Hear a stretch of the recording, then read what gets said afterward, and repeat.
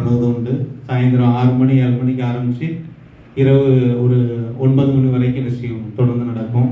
நாங்கள் எல்லாருமே இந்து குடும்பத்திலிருந்து தான் போய் என்ன செய்வோம் அங்கே ஜெபத்துக்கு போவோம். அப்படி ஒரு வழக்கம் என்ன செய்து இருந்துகிட்டு இருந்தது. ஆனால் நல்லா அவங்க என்ன செய்தாங்க, ஜெபத்தில் வழி நடத்தினாங்க. அன்னைக்கு ஒரு 10 பேராக என்ன செய்தோம், நண்பர்களாக ரட்சிக்கப்பட்டோம். ஆமாம், 9, 10 படிக்கிற காலங்களில் என்ன செய்தோம், அப்படி ரட்சிக்கப்பட்டு தொடர்ந்து அந்த ஜெபங்கள் என்ன செய்யப்பட்டது, நடந்துகிட்டே இருந்தது. பிறகு பல நாட்கள் அவர்கள் எல்லாம் பணி நிமித்தம் கடந்து போன போதும் நாங்கள் தொடர்ந்து என்ன செய்தோம்னா 7 மணிக்கு ஜெபத்தை ஆரம்பிக்கிறோம்னா கிட்டத்தட்ட ஒரு 11 மணி வரைக்கும் என்ன செய்யும். ஆமாம், ஜெபம் பண்ணுவோம், பாட்டு படிப்போம், ஆராதனை செய்வோம். இப்படி ஒவ்வொரு பகுதிகளையும் ஒவ்வொருத்தர் என்ன செய்தாங்க, நடத்திக்கிட்டே இருந்தாங்க. அதை எல்லாருமே என்ன செய்தாங்க, நல்ல ஆரம்ப நிலையில் இருக்கிறவங்க எல்லாம் நல்லா பாடி ஆராதிக்க, ஆண்டவருடைய வசனங்களை நல்ல வெளிப்படையாக பரிசுத்த ஆவியானவருடைய ஒத்துழைப்போடு கூட என்ன செய்ய. ஆமாம், அப்படி உபதேசத்திலும் நல்ல என்ன ஊன்ற கட்டப்பட்டோம்.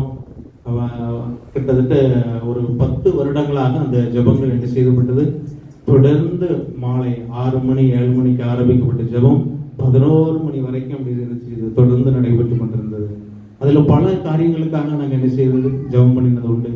அதில் முக்கியமாக நம்ம ஊரில் அந்த டைங்களில் ராஜா தேட்டர்னு ஒரு தேட்டர் இருந்தது. அந்த தேட்டர் என்ன செய்யணும், ஆமாம், எடுபடணுங்கிறதுக்காக ஜெபம் பண்ணோம். பலத்த காற்று மழையும் வந்தது. ஒரே நிமிஷத்தில் என்ன செஞ்சது, தவிடு பொடியானது. ஆமாம், அந்த தேட்டர் என்ன செய்து முடிஞ்சுது. இப்படி ரட்சிப்பினுடைய காலங்கள் அந்த நாட்களில் சொல்லும் பொழுது ஆமாம் ரொம்ப அப்போ RSS பிஜேபியினுடைய எதிர்ப்புகள் சேர்ந்த நண்பர்கள்லாம் ரொம்ப என்ன செய்வாங்க, தொந்தரவு பண்ணுவாங்க. சர்ச்சைக்கு போக விட மாட்டாங்க. போனால் என்ன செய்வாங்க, ஒரு பரியாசம் பண்ணுவாங்க. அந்த எல்லாம் தாண்டி தான் என்ன செய்தோம், நம்ம ஆண்டவருக்குள்ளே வந்தோம். நிறைய பிறகு போஸ்ட் கார்டு அந்த நிறைய டைங்களில் போஸ்ட் கார்டு தான் ரொம்ப ஃபேமஸாக இருந்தது. அது மூலமாக என்ன செய்வாங்க, ஆமாம், எழுதி வீட்டுக்கு அனுப்புறது.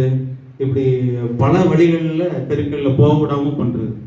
ஆனாலும் ஒருவர் கூட சோர்ந்து போகல. இன்னைக்கு அத்தனை பேரும் என்ன செய்கிறாங்க, ஊழியத்தில் சபை ஊழியத்தில் இருக்கிறாங்க. இங்கேருந்து பாம்பே வரைக்கும் என்ன செய்கிறாங்க, இருக்கிறாங்க.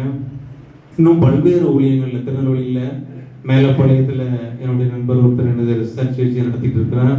பிறகு பாம்பு கோயில் சந்தையில் ஒரு சகோதரர் சேகர் என்பவர் நடத்திக்கிட்டு இருக்கார். இப்படி பல வழிகளில் அன்றைக்கு ரட்சிக்கப்பட்ட எல்லாருமே கர்த்தருடைய ஊழியத்தை வெகுவாக செய்து கொண்டு வருகிறார்கள். இம்மட்டும் கர்த்தர் என்ன செய்து கொண்டு இருக்கிறார், பயன்படுத்தி வருகிறார்கள்.